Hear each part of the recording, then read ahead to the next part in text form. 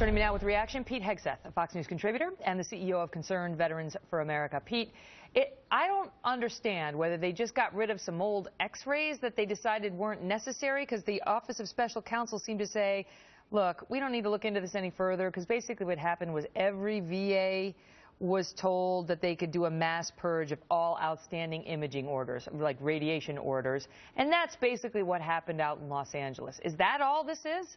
Oh, and that's why they wouldn't comment on it, of course. Of course, there's some of that, right? If they were so far backlogged, there were some cases that have been resolved. Okay, we're going to deal with that. But you know what? This isn't new news. I mean, we've known they've been fudging numbers. They've been fudging appointment dates for a long time. What this is should be alarming, whatever adjective you want to pick, damning new evidence that they're deleting. They are, and the Marine that stepped up and said, I will not be a part of this. I will call my IG office and call out this department, said, because I will not throw other vets under the bus to try to make my performance metrics look better. And he believes, in the interviews, he knows that there were legitimate appointments with veterans still waiting who were canceled to make performance metrics look better. It's all about bureaucratic CYA, and that's what you see in this particular In the law, instance. you look for corroborating evidence. So, you know, this is on paper, so they say they did cover up the fact that there is a backlog. Well, what's the corroborating evidence? Do we have veterans who are out there complaining that they've had appointments and they can't get in to have those appointments, and there's a backlog and nobody ever calls them back?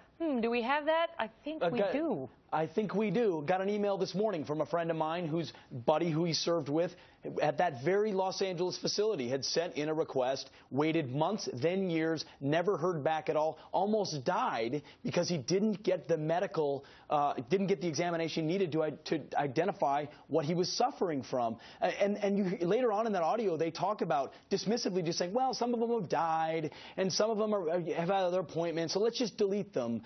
They're not. This is something they're not thinking of veterans as customers. They're thinking of them as numbers through a process rather than customers who need to be served one by one, because each one of these has a story.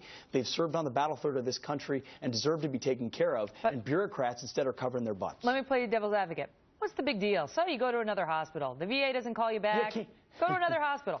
You can't. You cannot go to another hospital. You don't have a choice, and that's something I think Washington should address. I think this facility would, if it had a competitor, a way that vets could go somewhere else to get this care, it might be accountable to provide better service. Also, those in charge of this hospital can't get fired, because it's impossible to fire a senior executive service member, something we're also trying to address on the Hill. So there's no accountability, and there's no portability, and there's also no transparency. You ask for comment, they don't give it because they don't have to, and they hide behind their paperwork and their titles, and no one holds them accountable. So if a veteran could choose, that'd be a great option. Unfortunately, they cannot. If you're stuck, you're stuck. I've said it many times. My mom devoted most of her career to helping vets at the Albany, New York Veterans Hospital. There are so many wonderful employees who just want to help the veterans. Absolutely. And yet there are others who want to cover up malfeasance or negligence, sadly. Pete, great to see you. Thanks, Megan.